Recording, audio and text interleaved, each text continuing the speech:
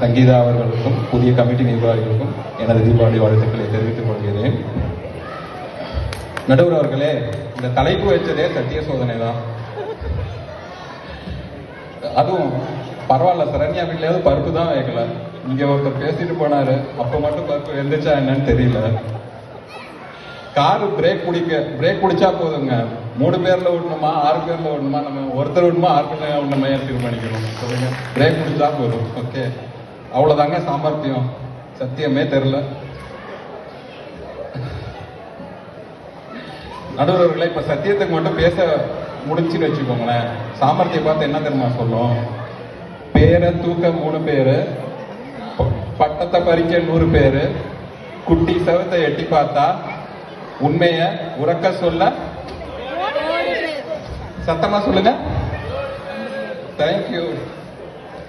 அதான் நடுவர்களை சொல்ல வரேன். நானும் உங்களை பார்த்து சத்தியத்தின் வழி வந்த நடுவர் அவர்கள்னு சொன்னா ஒத்துக்குவீங்களா, இல்ல சாமர்த்தியமா இங்க நடுவர் ஆகிட்டாருன்னு சொன்னா சந்தோஷப்படுவீங்களா? சொல்லுங்க. அதேதான் நடுவர். வாழ்க்கையில ஒவ்வொரு கட்டத்துக்கும் நமக்கு சத்தியம் தாங்க வேண்டி வருது. என்னன்னு பாத்தீங்கன்னா, எடுத்தோடனே என்ன பண்ணுவோம், வேலைக்கு அப்ளை பண்றோங்க. சாமர்த்தியமா நம்ம ரெசியூம்ல என்ன வேணா எழுதலாங்க, லிங்க்டின்ல கூட கட் காப்பி பேஸ்ட் பண்ணலாம். ஆனா சத்தியமா வேலை தெரிஞ்சா மட்டும்தானங்க சம்பளம் கிடைக்கும். என்ன சொல்றீங்க? அது இல்லாம பாத்தீங்கன்னா, அடுத்து வந்து கல்யாணம் பண்றோங்க. நம்ம கல்யாணம் பண்றோம், ஒரு கல்யாணம் தானே பண்றோம். பாத்தீங்கன்னா மேட்ரிமோனியில என்ன பண்ணுவோம்னா, போட்டோவை மட்டும் நல்லா போட்டோஷாப் பண்ணி போட்டா கல்யாணம் நடக்காதுங்க. வாய்ப்பு இல்லை ராஜா, வாய்ப்பு இல்லை. என்ன பண்ணுவோம்னா, கல்யாணத்துக்கு நார்மலா இது பண்றப்ப பேஸ்லிப்ல எவ்வளவு பணம், பேஸ்லிப்ல எவ்வளவு இருக்கு, பேங்க் அக்கௌண்ட்ல எவ்வளவு பேலன்ஸ் இருக்குன்னு பார்த்தா மட்டும் தானுங்க கல்யாணமே நடக்கும். நமக்கு இல்லைன்னு சொல்ல முடியுங்களா? சொல்லுங்க. அதே மாதிரி எப்படியோ நம்ம வாழ்க்கையில ஒரு நல்லது நடந்துருச்சுங்க, கல்யாணமும் ஆயிடுச்சு. கல்யாணம் ஆயிட்டு ஃபர்ஸ்ட் பர்த்டே ஒய்ஃபுக்கு ஃபார் எக்ஸாம்பிள் மறந்துட்டீங்கன்னு வச்சுக்கோங்களேன், என்ன நடக்கும் சொல்லுங்க? எவ்வளவு சாமர்த்தியம் இருந்தாலும் அங்க வந்து சக்கரை பொங்கல் வேகுமா? அதாங்க. அப்போ ஒரே ஒரு வார்த்தை மட்டும்தாங்க உங்களுக்கு உதவி பண்ணும். சத்தியமா சொல்றேம்மா, இனிமேல் ஒரு பிறந்த நாள் நான் மறக்கவே மாட்டேன் அப்படின்னு சொன்னா மட்டும்தானங்க நீங்க ஒத்துக்குவீங்க, கொஞ்சமாச்சும் இறங்கி வருவீங்க. அப்படிதானங்க? அர்த்தமாயிருந்தா ராஜா? அர்த்தமாயிருந்தா ராஜா? அதே மாதிரிதாங்க சாமர்த்தியத்தை பாத்தீங்கன்னா நிறைய போலிகள் இருக்க வாய்ப்புகள் இருக்குங்க சாமர்த்தியத்துல. நம்ம ஃப்ரெண்ட் அப்படிதான் கண் ஆபரேஷன் பண்ணணும்னு சொல்லிட்டு போனாருங்க. ஓகே, ஊர்ல எந்த டாக்டர் ரொம்ப சாமர்த்தியமா நல்லா ஆபரேஷன் பண்ணுவான்னு சொல்லிட்டு போனாரு. ஆனா ஆபரேஷன் பண்றது முதல் நாள் தாங்க அவர் அரெஸ்ட் பண்ணிட்டாங்க. என்னன்னு பார்த்தா போலி டாக்டர். நீட் எக்ஸாம் அன்னைக்கு நீட்டி விட்டு தூங்கிட்டாராம். அதனால அவர் வந்து அரெஸ்ட் பண்ணிட்டாங்க. எக்ஸாமும் பாஸ் பண்ணல, அதனால அரெஸ்ட் பண்ணிட்டாங்க. ஸோ அங்கேயும் பாத்தீங்கன்னா சத்தியம்ன்றது வெல்ற வாய்ப்பு இல்லைங்க. அது இல்லாம சாமியாவது விட்டு வச்சாங்களா சொல்லுங்க? கோயில் எதுக்குங்க கேமரா வந்துச்சு? உங்களை மாதிரி சாமர்த்தியசாலிகள் உண்டியல்ல கை வச்சதுனால தானே. அது மட்டும் இல்லைங்க, சாமர்த்தியன்றது ஒரு ஷார்ட் டேர்ம் சொல்யூஷன் தான், அவ்வளவுதாங்க. பாத்தீங்கன்னா யோகி பாபு சொன்ன மாதிரி வெறும் சாமர்த்தியம் வச்சு பேட்ச் ஒர்க் மட்டும் தாங்க பண்ண முடியும். சத்தியத்தினாலதான் ஒழுங்கான பில்டிங்கை கட்ட முடியும். ஓகே, அதே மாதிரி அதீத சாமர்த்தியம் இருந்துச்சுன்னு வச்சுக்கோங்க.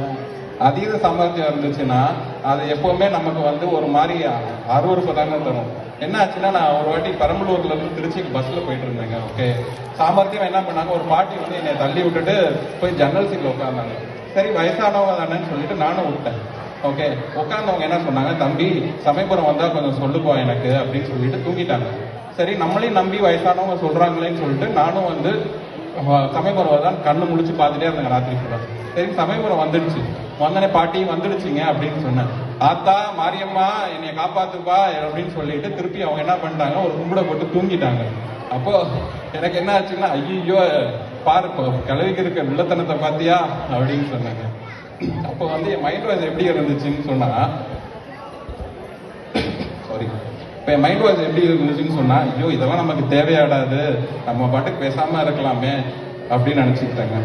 அடுத்து பாத்தீங்கன்னா, சாமர்த்தியத்தின் உச்சத்தை பத்தி மட்டும் கடைசியா ஒரு வார்த்தை சொல்லிட்டு விட்டாங்க.